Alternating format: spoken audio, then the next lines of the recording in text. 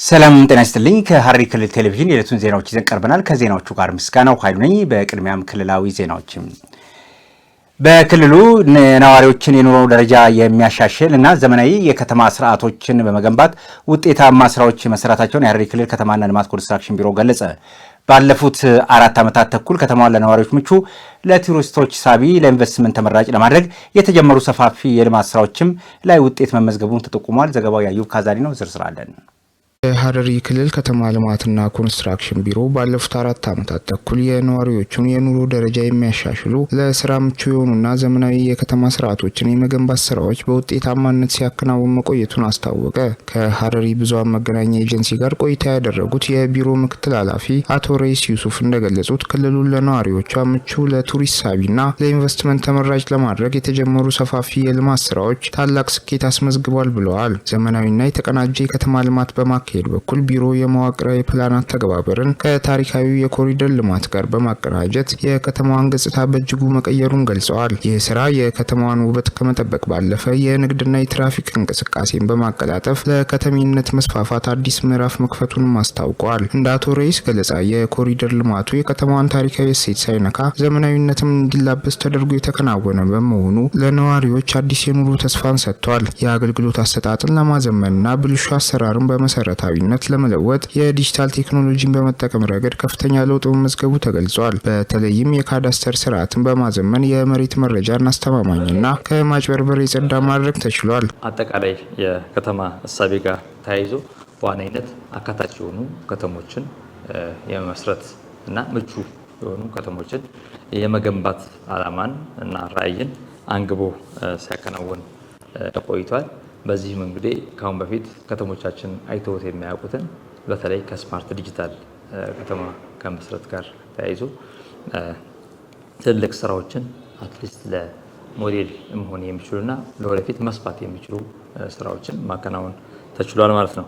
የአገልግሎት አሰጣጥን በማሻሻል በመሶብ አንድ ማዕከል በኩል ህዝቡ በተለያዩ ቢሮዎች መመላለስ ሳያስፈልገው በአንድ መስኮት ቀልጣፋና ግልጽ አገልግሎት እንዲያገኝ ተደርጓል። ይህም ሐረርን ወደ ስማርት ሲቲ የመቀየር ራዕይ አካል ሲሆን የመንግስት አገልግሎትን ወደ ነዋሪው ደጃፍ በቴክኖሎጂ ማቅረብ ስራው ውጤታማ ሆኗል። የግንባታ ፍቃድና ቁጥጥር ስራን በህግና በመመሪያ በመደገፍ የህንፃዎች ጥራትና ደህንነት እንዲጠበቅ ተደርጓል። ይህም በዘፈቀደ የሚከናወኑ ግንባታዎችን በማስቀረት ከተማዋ ስታንዳርዷን የጠበቀ ግንባታ እንዲኖራት አስችሏል። በተለይም የጀጎልን ታሪካዊ ቅርስ ሳይበረዝ የነዋሪዎችን የአኗኗር ዘይቤ በሚያሻሽል መልኩ በጥንቃቄ እንዲለማ መደረጉ ትልቅ ስኬት ሆኖ ተመዝግቧል። ጥንታዊቷ ከተማ ቱሪስቶችን የምትስብበትን ገጽታ በማጠናከር ነዋሪው ከታሪካዊ ቅርሱ ጋር ተጣጥሞ እንዲኖር የሚያስችሉ የልማት ስራዎች ተከናውነዋል። ቢሮው ባለፉት ዓመታት በመሬት ሀብት አስተዳደር ረገድ ፍትሐዊነትን ያረጋገጠ ስራ መስራቱን አቶ ረይስ አብራርተዋል። ከዚህ ቀደም ይስተዋሉ የነበሩ የመሬት አስተዳደር ችግሮችን በመፍታት የመሬት አቅርቦትን ግልጽ በሆነ አሰራር መምራት ተችሏል። የከተማዋን ገጽታ ለመለወጥ በሚከናወኑ የመልሶ ማልማት ስራዎች ላይ የነዋሪዎች መብት ቅድሚያ እንዲያገኝ ተደርጓል። ተገቢው የገንዘብ ካሳና ተለዋጭ የመኖሪያ ቦታ ቀድሞ እንዲዘጋጅ በማድረግ ሰብአዊነትን የተላበሰ መልሶ ማልማት ተከናውኗል ብለዋል። ልማቱ ህዝባዊ ወገንተኝነት የተላበሰ እንዲሆን ከፍተኛ ጥረት ተደርጓል።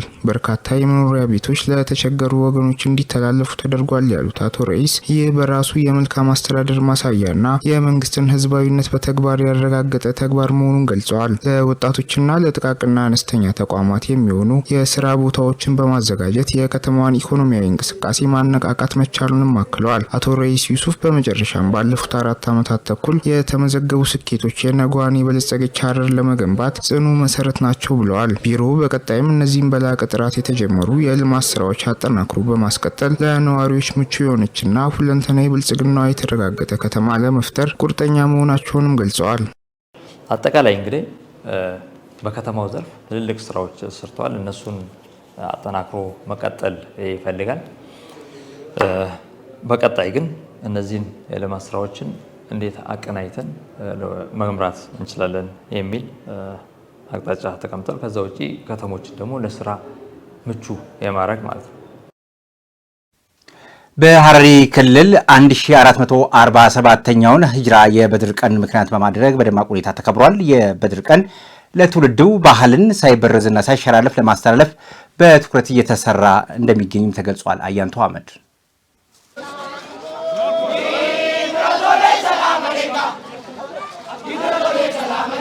Tudorzem sasmatila Tudorzem sasmatila Tudorzem sasmatila 1447ኛው ሂጅሪያ በድሪ ቀን በደማቅ ሁኔታ ተከበረ። በሐረሪ ህዝብ ትውፊትና ባህል ከፍተኛ አክብሮት ከሚሰጣቸው ህዝባዊ በዓላት መካከል አንዱ በድሪያም ወይም ለይለቱል በድር ይባላል። ይህ በዓል የሚከበረው በረመዳን ወር 17ኛው ቀን ነው። በሐረሪ ክልል ባህል ቅርስና ቱሪዝም ቢሮ የቅርስ ዳይሬክቶሬት ዳይሬክተር አቶ እስክንድር አብዱረህማን እንደገለጹት ለትውልዱ ባህልን ሳይበረዝና ሳይሸራረፍ ለማስተላለፍ በትኩረት እየተሰራ እንደሚገኝ ጠቁመው የሃይማኖት አባቶች፣ ሽማግሌዎች፣ የታሪክ መምህራን ልምዶቻቸውንና እውቀቶቻቸውን እንዲያካፍሉ ሲሉ መልእክታቸውን አስተላልፈዋል። ዛሬ ያከበርን ያለነው የበድር ቀን በመሃል ላይ ተቋርጦ አይከበርም ነበረ። ከቅርብ ጊዜ ወዲህ እንደዚህ በይፋ ማክበር ጀምረናል። ይሄን ብቻ አይደለም፣ ሌሎች ክብረ በዓላትንም ሌሎች ባህላዊ ሴቶችንም እንደዚሁ በዚህ መልኩ እየለሙ እየተዋወቁ እያደጉ እንዲሄዱ እየሰፉ እንዲሄዱ በማድረግ አሁን ያለው ትውልድ ይህንን አደራ ተቀብሎ ለሚቀጥለው ትውልድ በአግባቡ እንዲተላለፍ ከማድረግ አንጻር ባህልን ከማልማት አንጻር እየሰራን ነው ያለ ነው። ከዚህ ባሻገር ያው በዚህ አይነት መድረኮች ላይ ህብረተሰቡ በስፋት እንዲሳተፍ በዚህ ዘርፍ በዚህ ዙሪያ የተለያየ ተሞክሮ ልምድ ያላቸው አባቶች፣ እናቶች ተገኝተው ለወጣቶች ልምዶቻቸውን፣ ተሞክሮቻቸውን፣ እውቀታቸውን እንዲያስተላልፉ መድረኮችን መፍጠር ነው። ከዛ ባሻገር ያው እንግዲህ ከፊታችን የሚጠብቀን ሌላ ክብረ በዓል አለ። የኺትመት ቀን አለን፣ የሸዋሊድ ክብረ በዓል አለን። እነዚህንም በዚህ መልኩ በደመቀ ሁኔታ ለማክበር ሰፊ ዝግጅት ላይ ያለነው። በዓሉ ነብዩ መሐመድ ከጥቂት አጋሮቻቸው ጋር በመሆን በ3 እጥፍ የሚበልጧቸውን ጠላቶቻቸውን በድር በሚባለው ቦታ ላይ ድል ያደረጉበትን ቀን ለማሰብ ተብሎ እንደሚከበር የገለጹት የሃይማኖት አባቱ ኡስታዝ ቶፊቅ ዩሱፍ ናቸው። ኡስታዝ ቶፊቅ አክለውም ትውልዱ የአያቶቻቸውን ፈለግ በመከተል ሀገራቸውን የሚጠብቁ ያደርጋቸው ሲሉ ገልጸዋል። ታጠቁ ወታደሮች ልምድ ያላቸው 950 እንትኖች ይዘው መጡ። ረሱል በዛን ጊዜ ስንት ነበሩ? 313 ነበሩ። በቃ 313 ለ905 በዛ ጦርነቱን የመጀመር ሁኔታ እንትን ነበር እና በዚህ እንትን ጦርነቱ ተደምድሞ የእስላሞች በበላይነት ሁለተኛ ሂጅራ ምንል ከመካ ወደ መዲና የተጓዙበትን ሁኔታ ነው። ዛሬ 1447 ነው። 1445 ዓመት በፊት የነበረው ሁኔታ ለማስታወስ ነው። እንግዲህ አላህ በዚህ ሁኔታ ቀናውን እንትን ያመጣልን እንመኛለን። በዓለም ያለው አስከፊ ጦርነትም ወደኛ እንዳይመጣ አላህ እንለምናለን። ልጆቻችንም የአያቶቻቸውን ፈለግ ይዞ ሀገራቸውን የሚጠብቅና ለዓለም መስዋዕት የሚሆኑ አላህ ያድርግልን። 1447ኛው ሂጅሪያ በድሪ ቀን በደማቅ ሁኔታ በሐረር ከተማ በዛሬው ዕለት ተከብሯል።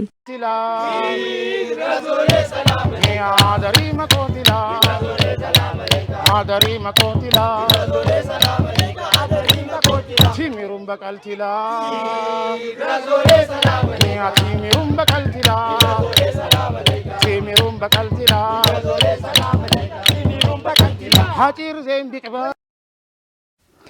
በሐረሪ ክልል የሚገኙ የልማት ተነሺዎች አሁን ላይ የተሟላ መሰረተ ልማትና ምቾት ባላቸው ምትክ ቤቶች በመኖራቸው ደስተኛ መሆናቸውን ገለጹ።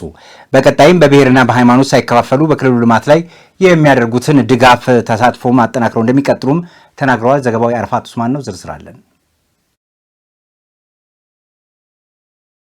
በሐረር ከተማ የክልሉ መንግስት በሰጣቸው ምትክ የመኖሪያ ቤቶች የሰፈሩ የልማት ተነሺዎች ለልማቱ በራሳቸው ፈቃደኝነት ባደረጉት ትብብር ደስተኛ መሆናቸውን ከሐረሪ ብዙሃን መገናኛ ኤጀንሲ ጋር ባደረጉት ቆይታ ገልጸዋል። በተሰጣቸው ምትክ አዲሱ መኖሪያቸው ማህበራዊ መስተጋብራቸውን ጠብቀው በሃይማኖትና በብሔር ሳይለያዩ የጾምን ወራት በአብሮነት እያሳለፉ መሆናቸውንም ተናግረዋል። ብዙ ልዩነቶች ሊኖሩ ይችላሉ፣ ግን ዋናውና እንዲቀየር የማልፈልገው የነበረው ነገር አንድነታችንና መሀላችን ላይ ልዩነት አለመፈጠሩ ነው። ያ አብሮ ማስቀጠሉ ሂደት በደንብ እንደተሰራ ውስጣችን ያለውን ነገር ቀርቶ ጥላቻን ምንም አርቀን ፍቅርን እዛው እንደነበረ ፍቅርን ይዘን እዚህ ድረስ መምጣታችን አስደስቶኛል እኔ ከምንም ነገር በላይ ማለት ነው። በፊት የዛሬ አመት ላይ ጾሙን በአሪፍ ሁኔታ አክብረናል። እንደዚህ ሙስሊም ጓደኞቻችን ጋር በመሄድ በአፍጥር ሰዓት ላይ አብረናቸው እየሆንን አሪፍ ነገር አሳልፈናል። አሁን ደግሞ ሞር የተሻለ ከቡዳ በር የመጡ ሰዎች ሞር የተሻለ ፍቅር ይዘው መጥተው ከነሱ ጋር ደግሞ በተሻለ ሁኔታ አሁን እያከበርን እንገኛለን።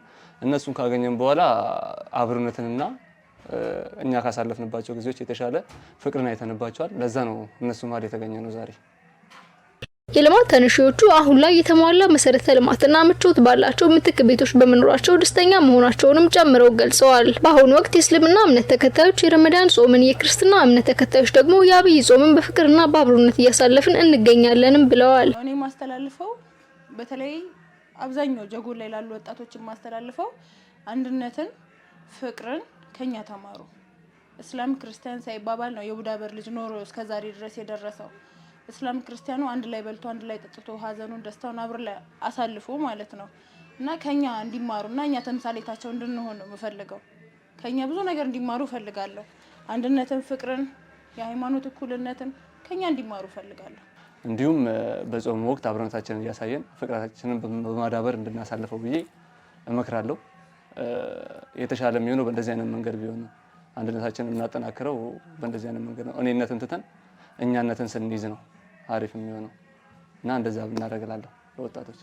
በቀጣይም በብሔርና በሃይማኖት ሳይከፋፈሉ በክልሉ ልማት ላይ የሚያደርጉትን ድጋፍና ተሳትፎ አጠናክረው እንደሚቀጥሉ አረጋግጠዋል።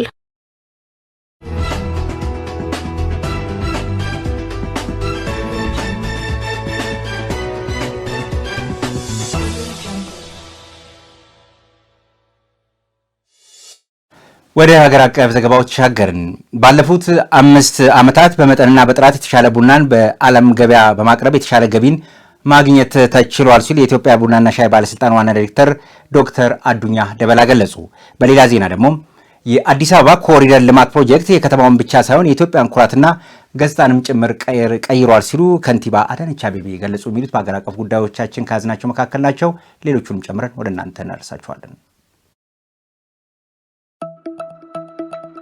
ባለፉት 5 ዓመታት በመጠንና ጥራት የተሻለ ቡና ለዓለም ገበያ በማቅረብ የተሻለ ገቢ ማግኘት ተችሏል ሲል የኢትዮጵያ ቡናና ሻይ ባለስልጣን ዋና ዳይሬክተር ዶክተር አዱኛ ደበላ ገለጹ። ከ2000 በላይ አርሶ አደሮች ቡናን ለዓለም አቀፍ ገበያ ማቅረብ እንዲችሉ የላኪ ፍቃድ ማግኘታቸውን ገልጸው 500 ያህሉ ቀጥታ እያቀረቡ መሆኑንም ተናግረዋል። ባለፉት 2 ወራት የቡና ዋጋ በዓለም አቀፍ ገበያ እየቀነሰ መምጣቱን አንስተው የጥራት ደረጃን በማሻሻል ስፔሻሊቲ ቡናን በማቅረብና ተወዳዳሪነትን በማሳደግ የታቀደውን ለማሳካት እንደሚሰራ ነው የገለጹት። ቡና በተመረተበት ዓመት መውጣት እንዳለበት በሕግ የተቀመጠ ቢሆንም ምርት ዋጋ ይጨምራል በሚል ሐሳብ ይዘው የተቀመጡ በእጃቸው ላይ ያለውን መሸጥ እንዳለባቸው አሳስበዋል። ለአንድ ዓመት ያህል የዓለም አቀፍ የቡና ዋጋ በዚሁ ሊቀጥል እንደሚችል ተገንዝበው በእጃቸው ያለውን ቡና በአፋጣኝ ለገበያ እንዲያቀርቡም አሳስበዋል። ሀገራዊ የኮንትሮባንድ ግብረ ኃይል መቋቋሙን ጠቁመው በኮንትሮባንድ ለመላክ ጥረት የሚያደርጉ አካላት ላይ ጥብቅ ክትትል እንደሚደረግም አብራርተዋል።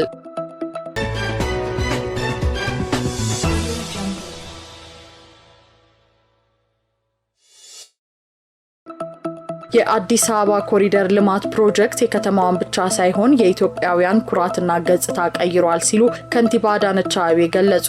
ከንቲባዋ ከኡራኤል ቦሌ መድኃኔዓለም እስከ ቦሌ ቪአይፒ ተርሚናል የሚያገናኘው የኮሪደር ልማት ለአካባቢው ተጨማሪ ውበት የሚያጎናጽፉና ለሕዝብ ከፍተኛ ጥቅም ያላቸው ዘርፈ ብዙ ስራዎች ተካተውበት ተጠናቋልም ብለዋል። መስመሩ ከዚህ በፊት ደረጃቸውን ያልጠበቁ የአስፋልት መንገዶች የነበሩት፣ የእግረኛ መንገድ እጥረት የሚስተዋልበት፣ የሳይክል መንገድ የሌለው፣ ከፍተኛ የመኪና ማቆሚያ ፓርኪንግ ችግር የነበረበትና ደረጃውን የጠበቀ የስዌሬጅ እና የድሬኔጅ መስመር ያልነበረው መሆኑን አስታውሰዋል። አሁን ላይ ግን በመዲናዋ በተከናወነ የኮሪደር ልማት ስራ አካባቢው ለአይን ማራኪና ዘመናዊ መልክ ይዟልም ነው ያሉት። ፕሮጀክቱ 5.3 ኪሎ ሜትር የአስፋልት መንገድ፣ የትራንስፖርት ተርሚናል፣ የእግረኛ የሳይክል መንገድ፣ የመኪና ማቆሚያ፣ የኤሌክትሪክ ቻርጅ ጣቢያ፣ የንግድና መዝናኛ ስፍራዎች፣ አረንጓዴ ልማትና የስፖርት ማዘውተሪያ ስፍራዎች አካቷል። በተጨማሪም ደረጃውን የጠበቀ የደረቅና ፈሳሽ ቆሻሻ ማስወገጃ መስመር ዝርጋታ እንዲሁም ዘመናዊ መብራትና የደህንነት ካሜራዎች እንዳሉት አስገንዝበዋል።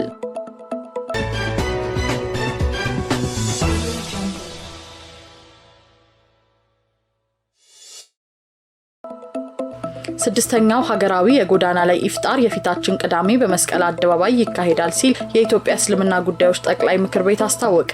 ሀገራዊ የጎዳና ላይ ኢፍጣር መርሃ ግብር ነጃሺ ለሀገር በሚል መሪ ሀሳብ ነው የሚካሄደው። የጠቅላይ ምክር ቤቱ ፕሬዝዳንት ጽህፈት ቤት ኃላፊ ኡስታዝ አቡበከር እንዳሉት የጎዳና ላይ ኢፍጣር ስነ ስርዓቱ ኢስላማዊ እሴቶችን የሚያጎለብትበትና አብሮነታችንን የምናሳይበት ነው ብለዋል። በመላው ሀገሪቱ በተመሳሳይ ቀን የሚከናወነው መርሃ ግብሩ ኢትዮጵያ ለእስልምና ያላትን ውለታ በሚያንጸባርቅና በሚመጥን መልኩ እንደሚካሄድም ተናግረዋል። ኡስታዝ አቡበከር ህዝበ ሙስሊሙ በስፍራው በመገኘት መርሃ ግብሩን እንዲካፈልም ጥሪ አቅርበዋል። መርሃ ግብሩ በኢትዮጵያ እስልምና ጉዳዮች ጠቅላይ ምክር ቤትና በኢትዮጵያ ሙስሊም ወጣቶች ካውንስል ትብብር ነው የሚዘጋጀው።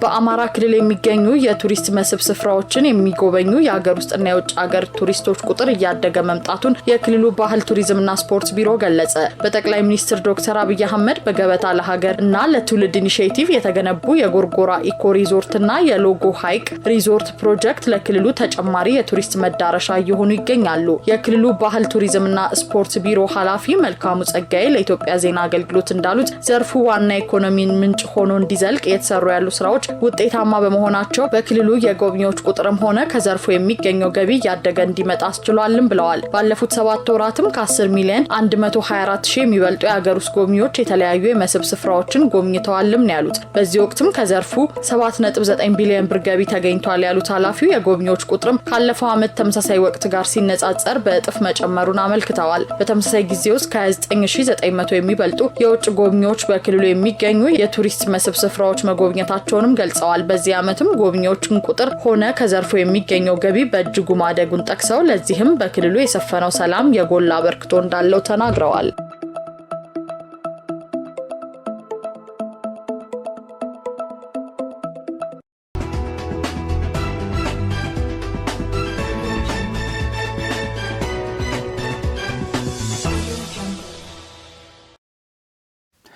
ከውጭ ወዳገኘናቸው ዘገባዎች ተሻግረናል። አሜሪካም ህንድ ከሩሲያ ነዳጅ እንድትገዛ የጣለችውን እገዳ አንስታለች። 7ኛው ቀኑን የያዘው የጦርነት ዋነኛው የዓለም ነዳጅ እና ጋዝ መተላለፊያ የሆነውን ወሽመጥ እንዲዘጋና በመቶዎቹ የሚቆጠሩ መርከቦች እንዲቆሙ ምክንያት ሆኗል። ይህን በተመለከተ ነው አሜሪካ ለህንድ ነዳጅ እንድትገዛ የፈቀደችው። ዝርዝሩ በባህር ጠንክር ይቀርባል። የአሜሪካ ግምጃ ቤት ህንድ በባህር ላይ ሳይንቀሳቀስ የቆየው የሩሲያ ነዳጅ እንዳትገዛ ጥሎት የነበረው ማዕቀብ በጊዜያዊነት አነሳ። ለ30 ቀናት የሚቆየው ይህ ማዕቀብ የማንሳት እርምጃም ነዳጅ ወደ ዓለም አቀፍ ገበያ እንዲገባ እንደሚያደርግ የግምጃ ቤት ሚኒስትር ስኮት ቤሴንት ተናግረዋል። ኢራን የዓለም የኃይል አቅርቦት እገታ ውስጥ ለማስገባት በምታደርገው ሙከራ የሚመጣውን ጫና ይቀንሳልም ብለዋል። ቤሴንት በኤክስ ገጻቸው ባሰፈሩት ጽሑፍ እንደገለጹት እርምጃው አጭር ጊዜ ቆይታ እንዲኖረው የተደረገ ሆን ተብሎ ነው። ማዕቀቡ የተነሳውም ቀድሞውኑ በባህር ላይ ጉዞ ጀምሮ መንቀሳቀስ ላልቻለ ነዳጅ በመሆኑ ለሩሲያ መንግስት ጉልህ የሆነ የፋይናንስ ጥቅም አያስገኝም በማለት ገልጿል። ሩሲያ ዩክሬን ላይ ወረራ መፈጸሟን ተከትሎ የአሜሪካ ፕሬዝዳንት ዶናልድ ትራምፕ የሞስኮ ነዳጅ ሽያጭ ላይ ማዕቀብ ጥለዋል። ይህ እርምጃም ገዢዎች ሌላ አማራጭ እንዲፈልጉ አስገድዷቸዋል። አሜሪካ የሩሲያ የኃይል አቅርቦት ዋና ደንበኛ በሆነችው ህንድ ላይ በተለየ መልኩ ጫና በማሳደር ህንድ የሩሲያ ነዳጅ እንዳትገዛ በዚህም ወደ ሞስኮ ገንዘብ እንዳይገባ ለማድረግ ሞክሯል። በሌላ በኩልም ቻይና ድፍድፍ ነዳጅ እና ከኳታር የተነሳ የተፈጥሮ ጋዝ የጫኑ መርከቦች በሆርሙዝ የባህር ሰርጥ በሰላም እንዲያልፉ ከኢራን ጋር ድርድር እያደረገች መሆኑን ሮይተርስ የዜና ወኪል ስማቸውን ያልጠቀሰ ምንጮች ዋቢ አድርጎ ዘግቧል። 7ኛ ቀኑን የያዘው ጦርነት ዋነኛ የዓለም ነዳጅና ጋዝ መተላለፊያ የሆነውን ወሽመጥ እንዲዘጋና በመቶዎች የሚቆጠሩ መርከቦች እንዲቆሙ አድርጓል። 1/5 የሚሆነው የዓለም ነዳጅና የጋዝ የሚተላለፍበት ሆርሙዝ ሰርጥ መዘጋቱ የኢነርጂ ዋጋ እንዲጨምር ምክንያት ሆኗል። ሮይተርስ እና ብሉምበርግ ያወጡት ዘገባ እንደሚያሳየው የቻይና እንደሆኑ የተገለጹ ነዳጅ ጫኝ መርከቦች ሐሙስ ዕለት በሰርጡ አልፈዋል። ቢቢሲ ይህንን በተናጠልም ማረጋገጥ ግን እንዳልቻለ አስታውቋል። የኢራን ነዳጅ ዋነኛ ገዢ የሆነችው ቻይና አሜሪካና እስራኤል ቴህራን ላይ የከፈቱትን ጥቃት አውግዛለች።